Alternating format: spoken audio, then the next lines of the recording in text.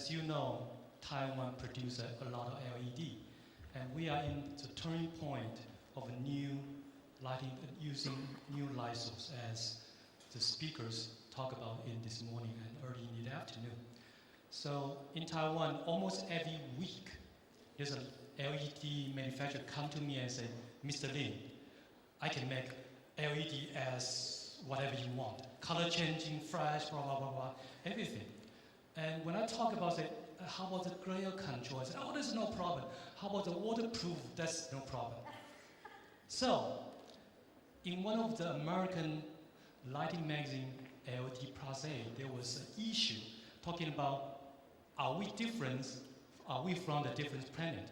LED people and lighting designers. They are like, one is from Mars and one is from the Mercury. So, what's the difference? And the problem is, there's nothing wrong with a new license, but the problem is the wrong application. So, I have to tell them what we lighting designer to see the new license. So, LED manufacturer, they are fabric produced, and we are fashion designers. We can use any type of fabric. We can use even body paint to make a fashion statement. So, does LED is only solution? I mean, in terms of energy saving, probably yes. But in terms of visual, there's a lot of possibilities.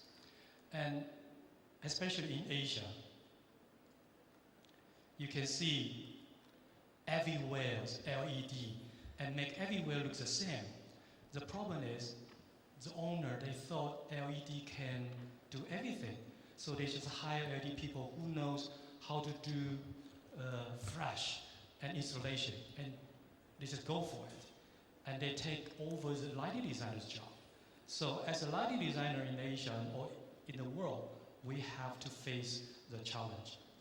And today, I only have 2 projects to show you and go to very details and to show you and discuss how I use a new license to connect to my own culture.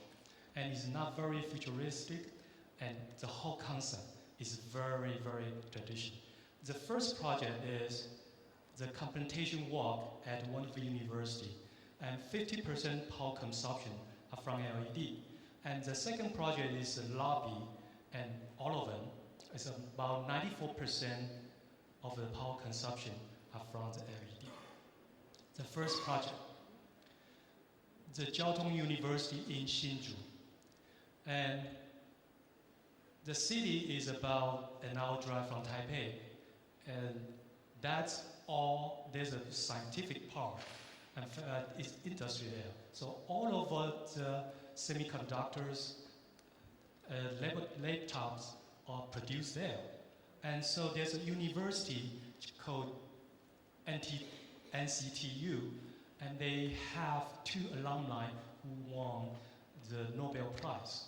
So when the president invited us to do a lighting master plan for this project, at the end of his presidency, because he think all the scientists come up with a great idea, not in the laboratory, are when they are walking under the trees or along the river or even take the bath.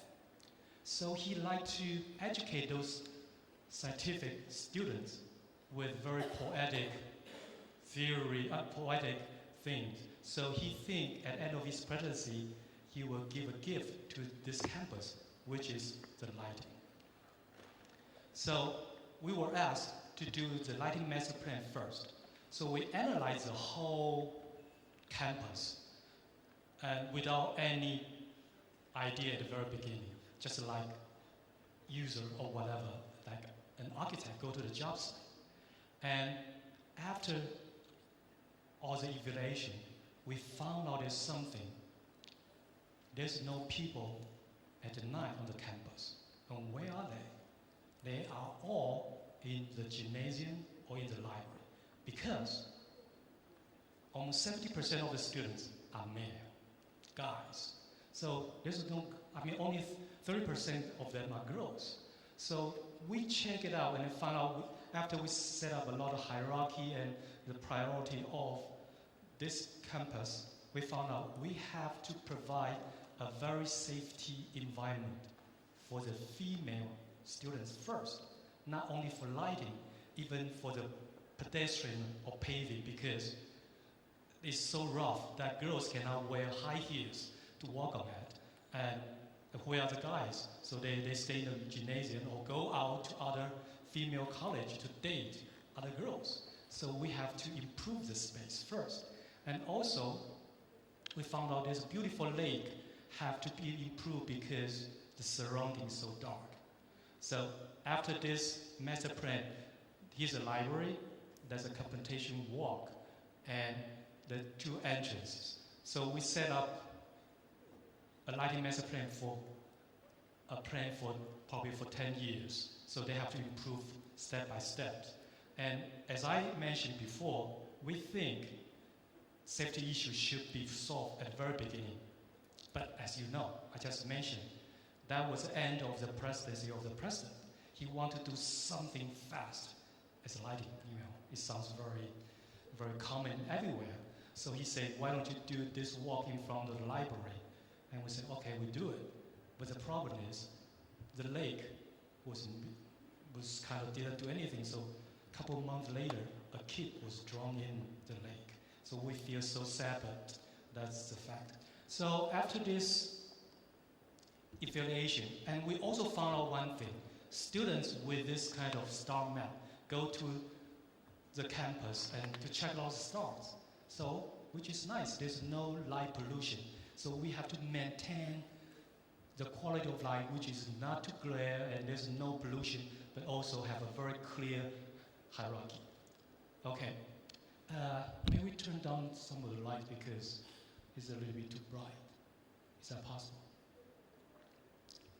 So then we have to do this walk, and there's a library, 3 sculptures. This one and the other one are made of stainless steel, and one in the center is a bronze sculpture. And we have to do this fast in order to show something for the anniversary of the campus. But there's a limitation. We have to use a certain type of LED, which is donated by one of the alumni.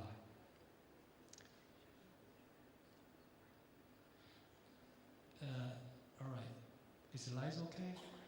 Can you see that clearly? More or less, because it's very dark. Yeah, if the light can be off, would be better. So, since we have to use a certain type of LED, and that is very bulky and not waterproof, but we have to do it. What can I do? I just say, yeah, just go to the job site to taste, to make mock-up, just like all the designers have done.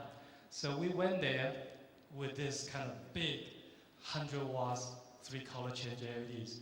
And we go there to make mock-up, and we found out,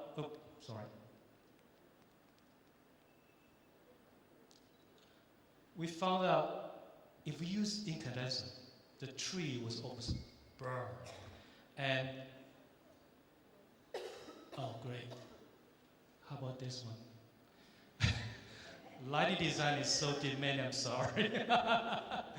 And this 4000K mirror highlights too white. And how about 3000K, it's too yellow. And because the president, he said, do it romantic, poetic.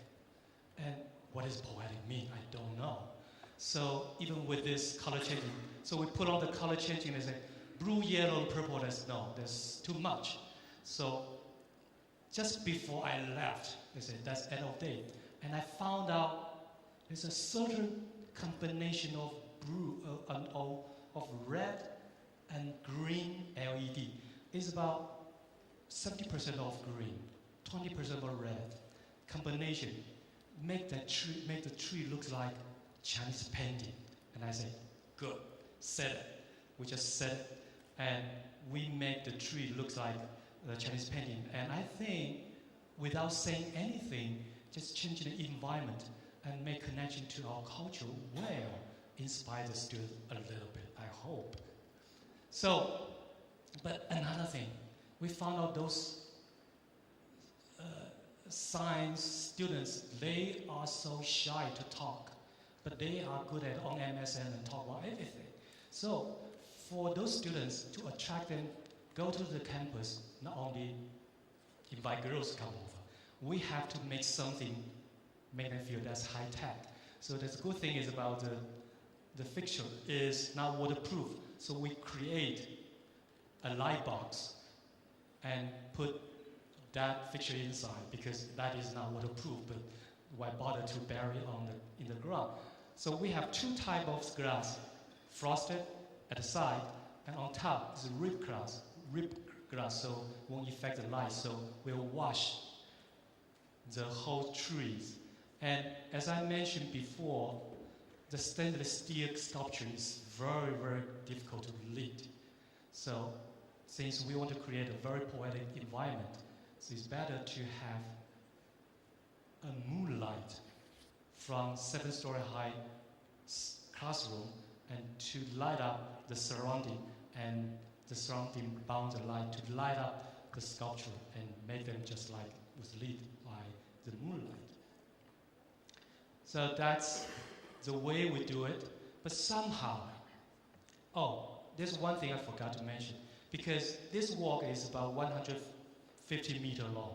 That's very long. So if we light up the tree in the same way, that's very boring. So we only light up trees with this red and blue combination along the sculpture. So make kind of a room. So even in the linear space, you still got into a room and light can create space. Okay. But I still got one thing missing, because I want to invite students to get involved. But there's no way. So there was about 35 or 40 high-pressure sodium low ballers, about 90 meters tall. And I think we can use that. So how to invite students to come over? Of course, we can have high-tech and connect something, but because of budget, we cannot do that. So one of the ideas is, how about make a competition to invite students to submit patterns? So that's the way we suggest.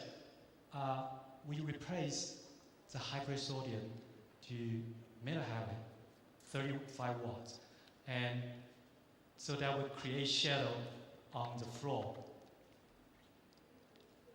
And from our very limited budget, we kind of have some money for the student to submit their work. And so they come up with different ideas. And all of them are bamboo. Why? Because bamboo is a tree, symbolic tree for the campus.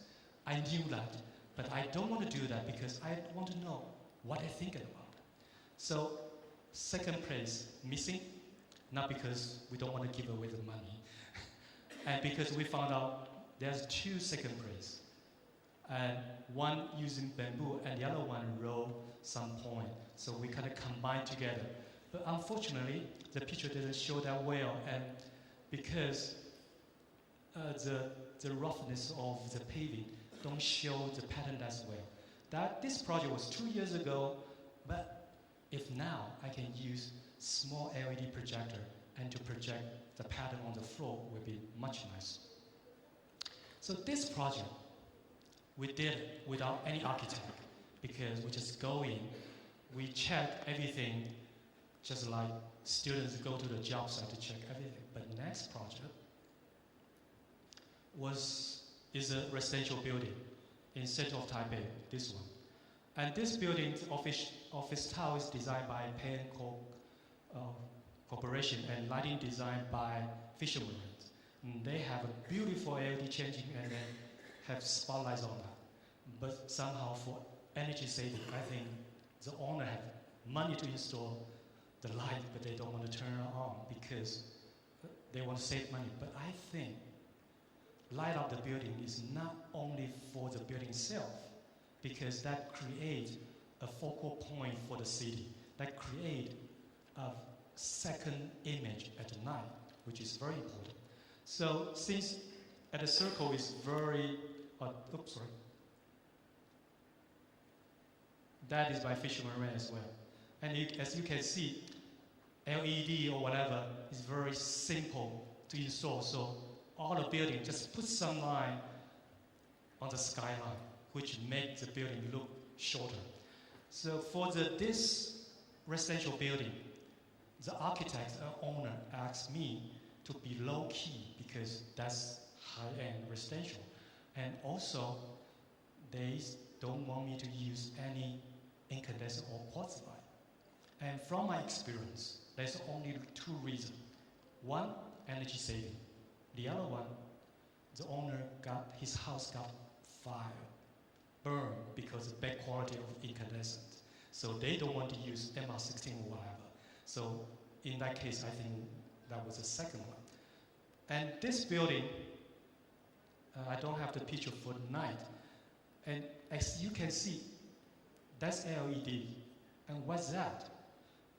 It's a line, but don't look like LED that bright because we use indirect light. I can show you the details. So that's the entrance.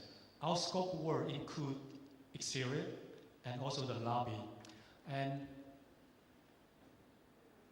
there are a lot of cooperation between architect, owner, and construction company. And when we started to do design is in 2004. And it took 3 years to build and 1.5 years to finish the interior. So as you can see here,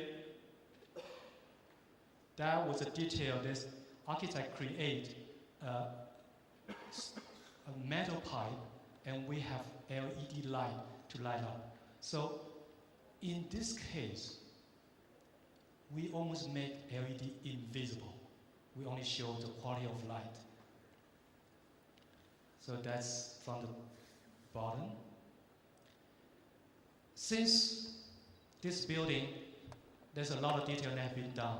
So a lot of test, markup, which is good because we as a lighting designer, we can test our lighting as well. So this full-size markup, not only to test how the lighting to go cooperate with the architecture detail, as well as how we're going to run the contour and to hide all the ballast. And because, as I said before, we just started design earlier. And when we reach the markup phase, all the LED we specify, they are not produced anymore. So the owner came with 10 different type of LED, and we have to test one by one. And the color temperature are also different, but we have to check all the time. And that's a detail. So that's a pipe, and that's LED. And for exterior, that's very easy because we just we have all the drawings and we follow the process just like architect. We have enough time to do all the testing, but come to the interior.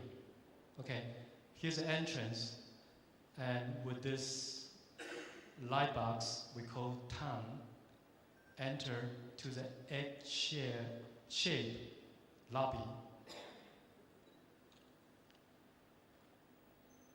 This lobby is very small, only 11 by 15 meter, but 7 meter high. An architect created an egg inside the building. So, also, no incandescent, nothing, no MR16, because all of this wood panels. So they are very fragile to the fire, and even though they are fireproof material, but still. Okay, so let me get a little bit closer. In this space, the space was lit. Ambient light is from the bottom, belt light. The LED strip light hiding at the bottom light the space softly, and downlight above the wooden panel gives some light to the floor. Sculpture light light up this Kinko sculpture, and also this LED we call scar light kind of give a space kind of surreal. So you can see that the space, the lighting, and I didn't mention because this space is facing to the west. During the sunset, there's a lot of light coming through the space. So we'll create a lot of shadow on the floor. And at the night, we want to do the opposite. We have light coming out and to become a piece of a focal point. The details are very carefully cooperate with the space. Okay. This is very small, but somehow when we do, okay, let me show you some details. That's a bell light. We cooperate with this kind of slot and put LED inside and to wash the whole space. And we want to make the space almost like to be lit from the bottom. And another problem came in. At the very beginning, the owner, he insists to have 200 lux everywhere. And I mean, that's very, very normal, right? So we have to do all the calculation. We found out we don't want to have so many downlights, so probably just use CDM, which is metal highlight, 35 watts. So we only have about 20 of them. And to have light coming through this small opening, like almost 8 centimeters. But when this structure was built, some of the opening become very small. And we do some tests. We use metal halide to put behind this wooden panel, and it burns right away. So at the very beginning, we try to have more lights and put on this downlight dimming system, which costs a lot of money.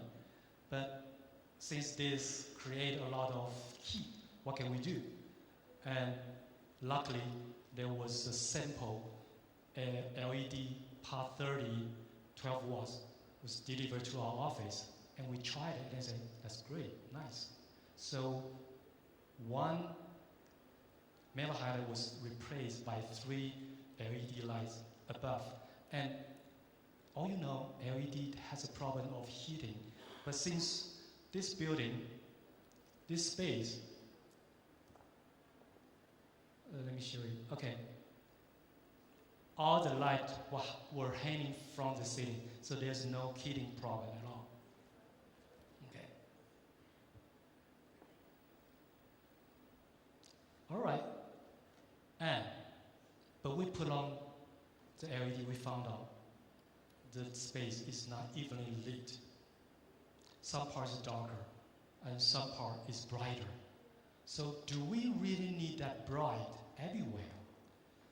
And actually it's not, because everybody talk about the book in phrase of shadow, and shadow is a very important part for our space. So in that case, we think, why don't we just have some shadow on the floor? And that will remind people during the daytime there's still some pattern, light pattern coming through from the outside. Okay. Crucial. Since this structure never been built, and in the long process of this mock-up, what's very good is the owner assembly this space somewhere outside. So all of us, architect, interior designer, and engineer and manufacturer, they can go and check to do all the tests. And this is very different from the first project I showed you. The first project, lighting designer do everything. But this project is a teamwork. So whenever people ask me, what's your style of lighting? I say, I don't have any style. My style depends on how the architecture look like. And so we are shadows. You know, just according to the different angle of sun or the weather we change. And this process is not smooth. During 1 year and a half, the sculpture finally came in at the last minute. And we don't know where to put a light to light up sculpture. And at least I sent out 10 proposals to mount the fixture somewhere to lit. But the architect, he doesn't want to because he thinks the space should be pure. And finally we found, that's great. We just get rid of one of the bell light and put LED inside and create a louver on top and to get rid of the glareness. But somehow still, when we pass by the space, we can see the glare. And architect just moved some furniture and just brought the glare, which is nice. Last year, when I was in Guangzhou Light Fair, I have the chance to meet Japanese lighting designer Crow Mende. And we all agreed, after the invention of LED, we lighting designers become so hardworking. Even though we have 10% of a final payment, but end up, we are doing about 40% of work at the very end, checking out different type of LED. And we are lucky, we only 10 minutes by walk to this job site. And I cannot imagine if this job is in China or somewhere, how can we control that quality? And maybe I've been in the job site for 60 times, just for little things, little thing, something related to lighting or even not related to lighting. But because this, we have to guarantee the possibility. During the process, the owner got very angry with me. He said, why you are so picky about the LED? The light is there. And I said, that's 3,000, this is not 3,000. But he said, the manufacturer said they are 3,000 K. I said, they look different. They are a little bit greenish. So at one point they said, Mr. Lin, don't come. And they refused me to meet me, so I have to send my staff to go there to talk. And I said, probably this is the last project we're gonna cooperate with them because they got pissed. But as a lighting designer, I decided to insist because I know what is going on. So when the final result came out, they all happy and they gave me 3 more projects. But I said, listen, you have to listen to me from now on. So that's a detail. That was the original drawing we made, but actually it looks much nicer. So in Taiwan, we have a lot of cultural influence. Japan was there for 50 years. Dutch, Spanish were there too. And Chinese culture came in, American culture came in. So that is a very, very mix and fusion. So in this space, I was wondering what kind of style it is. It's not Asian. It's very, very fusion. It's mixed, but there's one thing I'm sure is I still want to maintain some quality of light, like ancient philosophy or poet, Chinese poet, sitting under the trees, reading, have teas, even though they're sitting on those fancy European chairs. So I somehow to make that connection, and subtly. So that's my goal for my project. if you have time tonight, I will be presenting the, what they call, pachakucha, so you can see more. I think that's Japanese, I have problem to pronounce that. All right, very simple, very traditional. So can we share the experience in light? And I wonder, some people, they didn't raise their hand. Are they LED people?